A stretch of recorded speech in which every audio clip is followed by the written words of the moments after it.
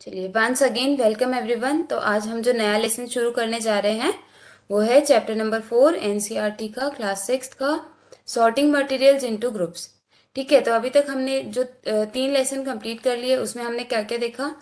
Chapter number 1 में हमने देखा फूड के बारे में। ठीक है, food where does it come from, food के सोर्सेज देखे।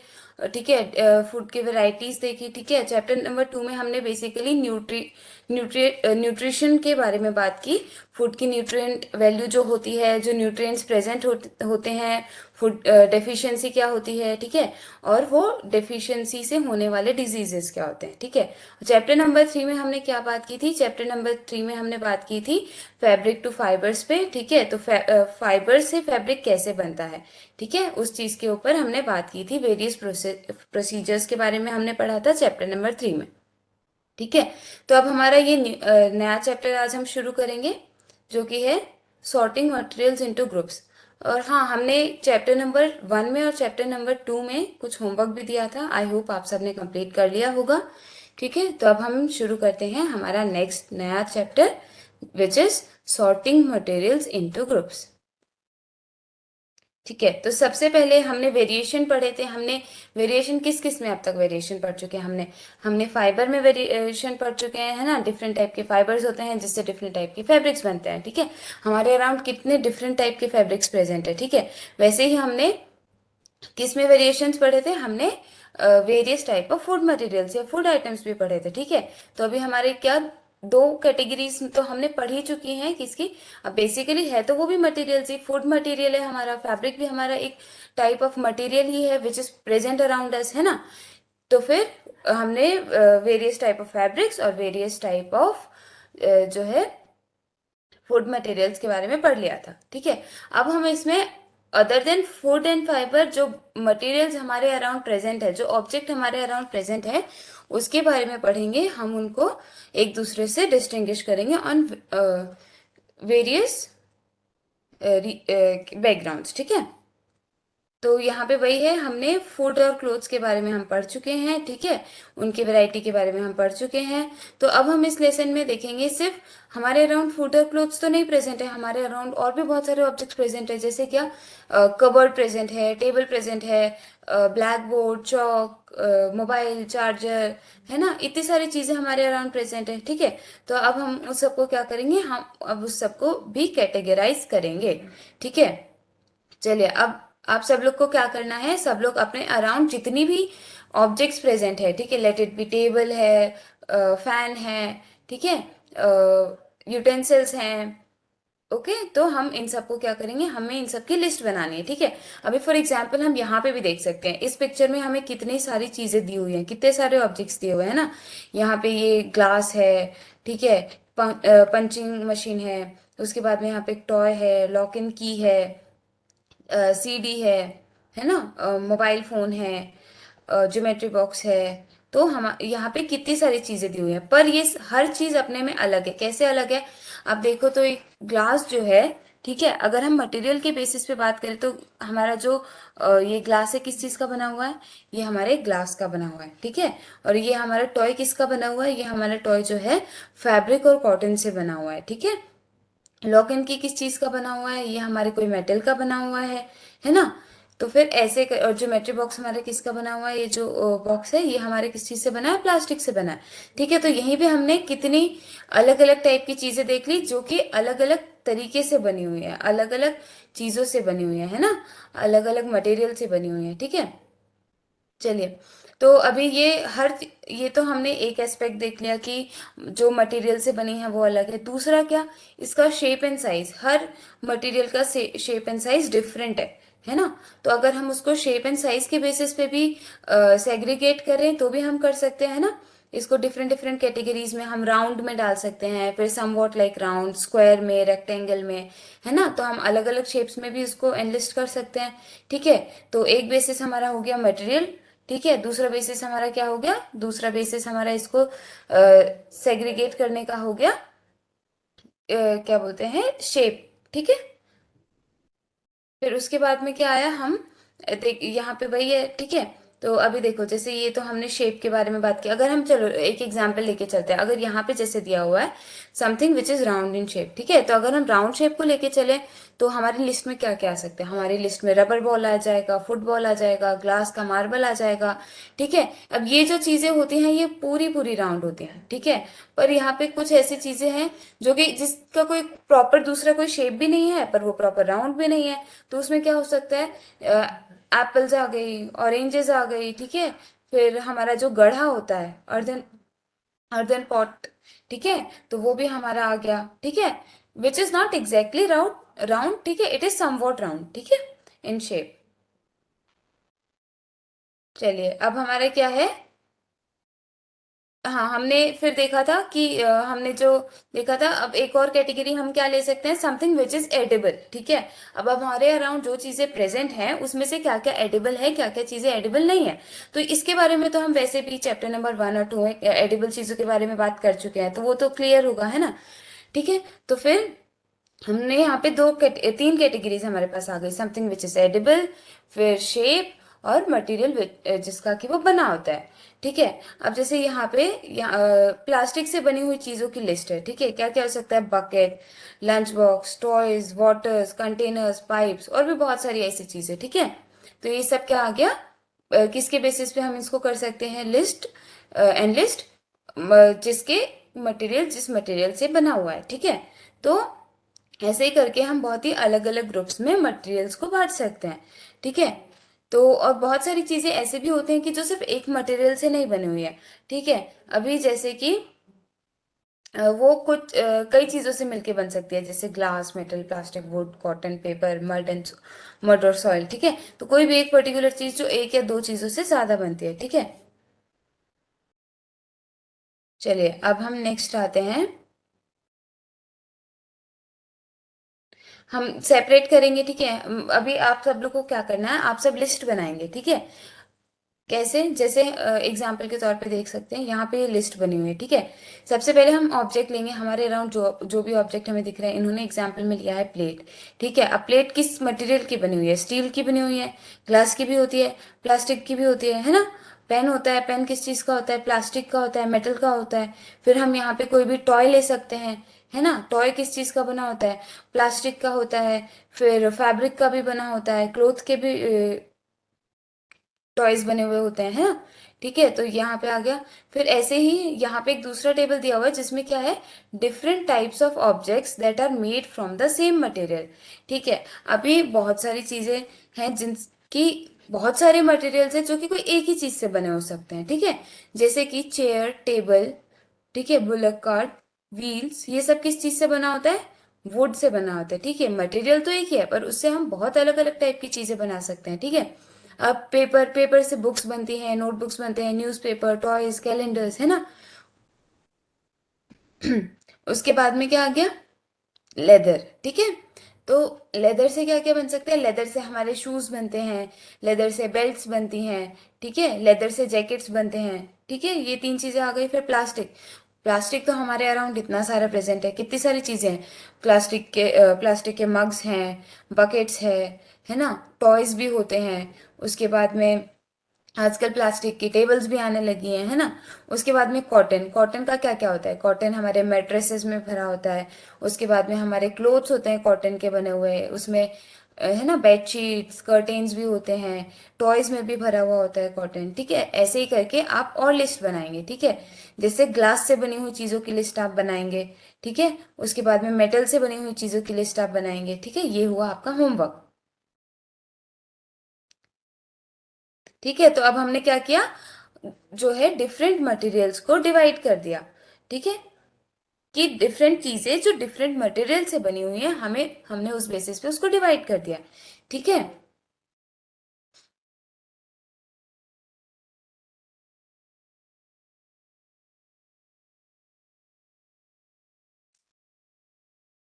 ठीक है, अब हमारा क्या आ गया? नेक्स्ट आ गया प्रॉपर्टीज ऑफ मटेरियल्स।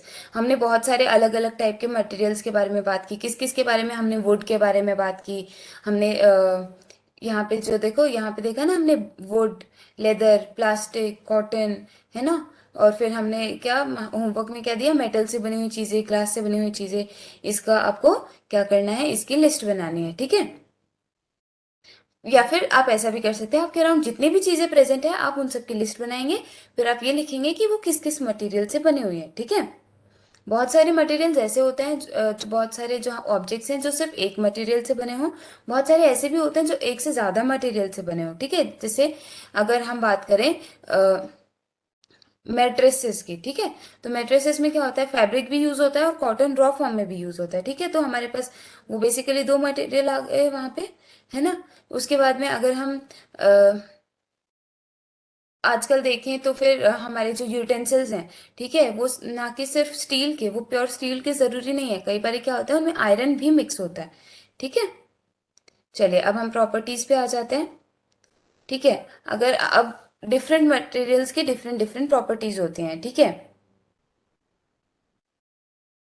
चलिए ठीक है, अब यहाँ पे देखते हैं कि बहुत सारे मटेरियल्स ऐसे होते हैं, ठीक है, जो कि हार्ड होते हैं, है ना।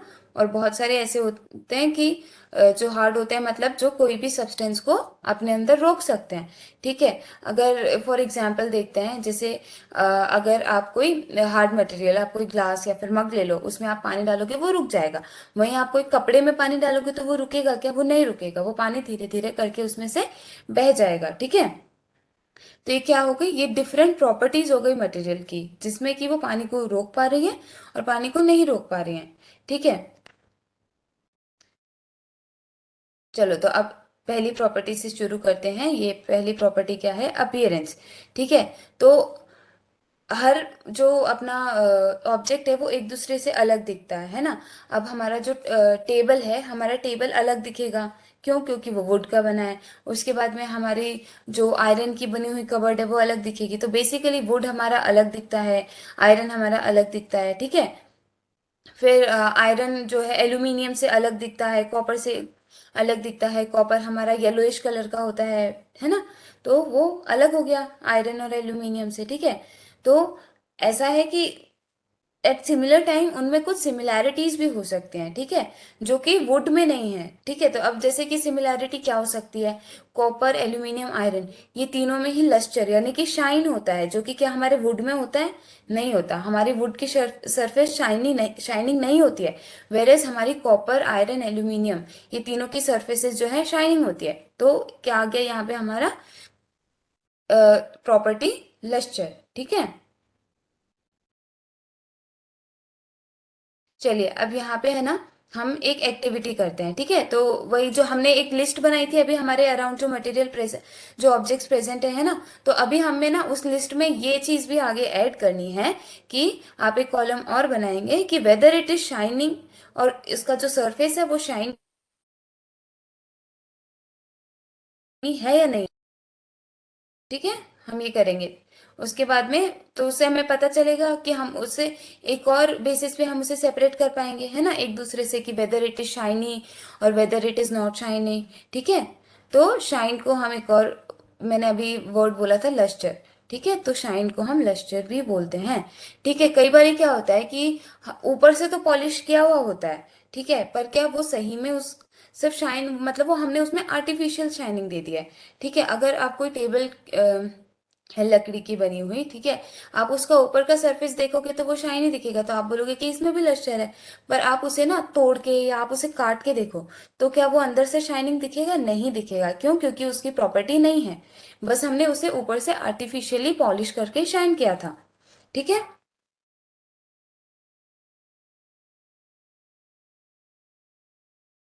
ठीक है, यहाँ पे लिखा है materials that have such luster are usually metals, ठीक है।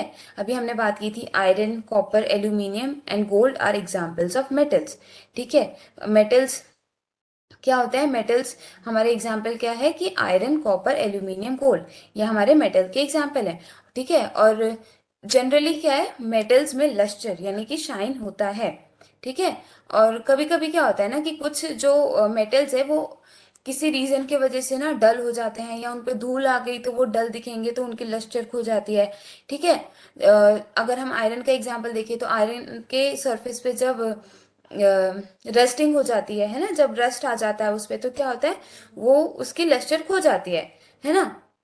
जैसे यहाँ पे दिया हुआ है कि some metals often lose their shine and appear dull because of the action of air and moisture on them.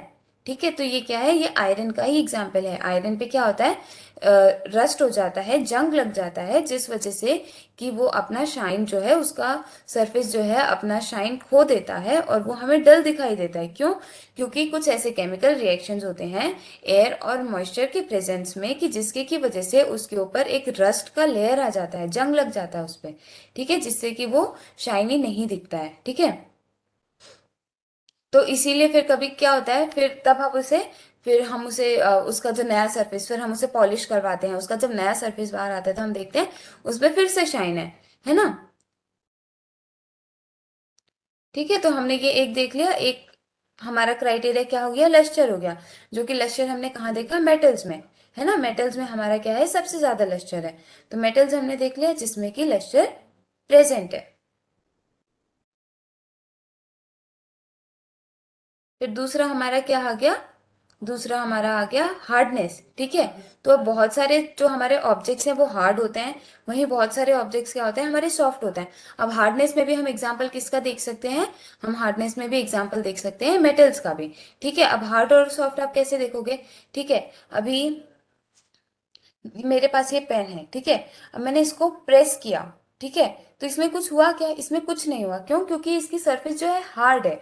वहीं अगर ये सॉफ्ट होता, ठीक है, मान लो आप कोई पिल्लो ले लो, ठीक है, आप पिल्लो को प्रेस करोगे तो क्या होगा, पिल्लो को प्रेस करेंगे तो फिर वो दब जाएगा, है ना, वो कंप्रेस हो जाएगा। मतलब क्या, कि उस वो जो है सॉफ्ट है, उसकी सरफेस सॉफ्ट है, जिस वजह से वो कंप्रेस हो गया।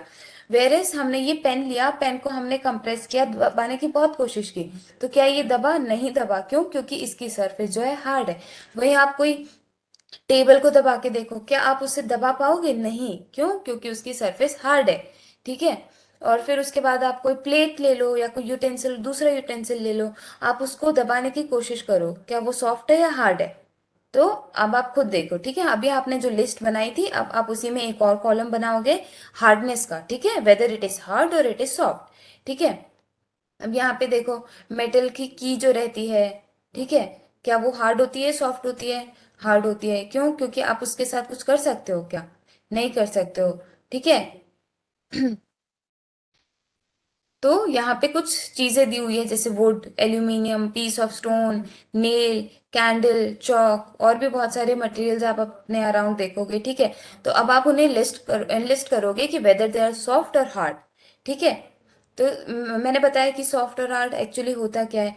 देखो, materials which can be compressed और scratched easily are called soft. ठीक है, मतलब जिनको कि इजीली कंप्रेस किया जा सकता है और स्क्रैच किया जा सकता है, वो क्या कहलाते हैं, वो हमारे कहलाते हैं सॉफ्ट मटेरियल। ठीक है, while some other materials which are difficult to compress are called hard. ठीक है, तो ये हमारे जो ऐसे मटेरियल्स हैं जो कि हार्ड टू कंप्रेस हैं या जिनको स्क्रैच नहीं किया जा सकता, उन्हें हम बोलेंगे हार्ड। ठीक है, अगर एग्जाम्पल देखें तो कॉटन, कॉटन या फिर जो स्पॉन्ज अपना हो गया, वो क्या होगा, सॉफ्ट होगा, क्योंकि हम उसे कंप्रेस कर सकते हैं, है ना। वाइल आयरन इज हार्ड, हम क्या उसे कंप्रेस या स्क्रैच कर सकते हैं, नहीं कर सकते, इसलिए क्या हुआ, वो हो गया हार्ड। ठीक है, in appearance materials can have different properties like luster, hardness, rough और स्मूथ। ठीक है, अब नेक्स्ट प्रॉपर्टी हमारी आ जाती है सॉल्युबल और इनसॉल्युबल। ठीक है, अब सॉल्युबल और इनसॉल्युबल क्या होता है, सॉल्युबल वो होता है जो कि किसी भी अब यहाँ पे हम वाटर का एग्जांपल ले सकते हैं। ठीक है, तो सॉल्युबल वो होते हैं जो कि पानी में घुल जाए, है ना, जो पानी के साथ मिक्स हो जाए, हमें दिखाई ना दे, है ना। आप शुगर को घोल के देखिए, आप शुगर को आप पानी लीजिए, उसमें शुगर डालिए, आप थोड़ी देर तक मिक्स करिए, मिक्स करिए, मिक्स करिए, थोड़ी देर बाद में शुगर उसमें बिल्कुल डिसअपेयर हो जाता है। क्यों? क्योंकि उसमें उसका शुगर सोल्यूशन बन गया। शुगर जो है हमारा शुगर क्रिस्टल्स जो है वो हमारे वाटर में सोल्यूबल है। ठीक है, तो ये हमारा हो गया सोल्यूबल। फिर इनसोल्यूबल क्या होता है, ठीक है, इनसोल्यूबल ऐसे सब्सटेंसेस होते हैं जो कि वाटर में सोल्यूबल नहीं होते हैं, ठीक है। ठीक है। सोल्यूबल में आप एक और एग्जांपल देख सकते हो, बहुत कॉमन है, डिटर्जेंट हमारा है ना, वो घुल जाता है ना पानी में। ठीक है, और ऐसे भी बहुत सारे जो है, हम सिर्फ जरूरी नहीं है कि हम कोई सॉलिड को ही वाटर में घोलें, ऐसा भी हो सकता है कि हम कोई दूसरा लिक्विड मटेरियल ले रहे हैं जो कि हम उसमें वाटर में मिलाएंगे। ठीक है, तो अगर वो मिक्स हो जा रहा है मतलब वो सोल्यूबल है, अगर नहीं हो पा रहा तो वो इनसोल्यूबल है। तो ठीक है, अब इनसोल्यूबल का एग्जाम्पल क्या हो सकता है? इनसोल्यूबल का एग्जाम्पल हो सकता है ऑयल। ऑयल या घी अगर हम देखें तो आप ट्राई करिएगा पानी में डाल के, आप उसे कितना भी मिक्स करते जाए, मिक्स करते जाए, करते जाए, करते जाए, क्या वो हुआ मिक्स? नहीं हुआ। क्यों?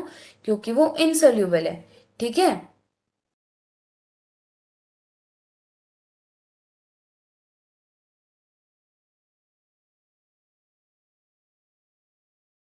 ठीक है, तो और भी आप ऐसी चीजें ले सकते हैं, जैसे आप सॉडस्ट लीजिए या चॉक पाउडर लीजिए, सैंड लीजिए, तो वो सब क्या है, बहुत घुल जाते हैं वो, पर बहुत ज्यादा हमें घुलना पड़ता है, घुलना पड़ता है, तो बेसिकली वो आसानी से नहीं घुलते, मतलब क्या, वो इनसॉल्यूबल है वाटर में। ठीक है, तो यहाँ पे क्या है, water plays an important role in the functioning of a body because it can dissolve a large number of substances. ठीक है, तो अभी हमने पिछले लेसन में क्या बात किया था कि वाटर हमारे बॉडी के लिए, वाटर भी बहुत ज्यादा इसेंशियल है। क्यों? क्योंकि वो मिनरल्स को, न्यूट्रिएंट्स को हमारी बॉडी में डिसॉल्व करता है। ठीक है, तो जो सारे सब्सटेंसेस जो है हमारी बॉडी में डिसॉल्व हो सकते हैं जो सोल्यूबल है। ठीक है, तो मतलब क्या, वाटर जो है हमारी बॉडी में जो प्रेजेंट होता है वो डिसॉल्व करता है सब्सटेंसेस को। ठीक है, अब चलिए एक्टिविटी, हम एक और एक्टिविटी करते हैं, हम कुछ चीजें लेते हैं। ठीक है, यहाँ पे क्या क्या लिया है, विनेगर, लेमन जूस और मस्टर्ड ऑयल या फिर कोकोनट ऑयल, केरोसिन या कोई भी और लिक्विड। ठीक है, तो हम उन्हें लेंगे। ठीक है, उसके बाद में हम उसे मिक्स करेंगे। किसमें हम मिक्स करेंगे? हम उसे पानी लेंगे और फिर पानी में हम उसे अच्छे से मिक्स करेंगे। ठीक है, अच्छे से स्टिर करके हम उसे मिक्स करेंगे। ठीक है, तो हम क्या देखेंगे, उसको फिर 5 मिनट तक छोड़ देंगे। ठीक है, तो देखेंगे क्या, कि जैसे विनेगर है वो मिक्स हो गया, लेमन जूस जो है वो भी मिक्स हो जाता है। कि मस्टर्ड ऑयल मिक्स होता है? आपने ट्राई किया? आप ट्राई करिएगा, मस्टर्ड ऑयल मिक्स नहीं होता, कोकोनट ऑयल भी मिक्स नहीं होता, केरोसिन भी मिक्स नहीं होता। देखो यहाँ पे इस पिक्चर में दिखा रखा है, क्या दिखा रखा है, जो लिक्विड मिक्स हो गया, मिक्स हो गया, वो कुछ सेपरेट दिख रहा है? नहीं, वो पानी में मिल गया, हमें नहीं दिखाई दे रहा है। ठीक है, पर जैसे अगर हम ये तीनों चीजें अगर हम देखेंगे, मस्टर्ड ऑयल, कोकोनट ऑयल और केरोसिन, तो ये तीनों ही चीजें मिक्स नहीं होती पानी में। ठीक है, ये हमें कैसे पता चलेगा? देखो यहाँ पे आप देख रहे हो, ये अलग ही लेयर बन गया है इन सब चीजों का। अब ये सब आप है ना करके देखेंगे तो आपको पता चलेगा, तो ये सब हमें करके देखना पड़ेगा। ठीक है, तो ये अलग ही लेयर बन गया, ये मिक्स नहीं हो रहा। ठीक है, तो हमने क्या नोटिस किया, कुछ लिक्विड जो है वो अच्छे से मिक्स हो गए। ठीक है, कुछ जो है वो मिक्स नहीं हुए, उन्होंने सेपरेट लेयर बना दिया। ठीक है,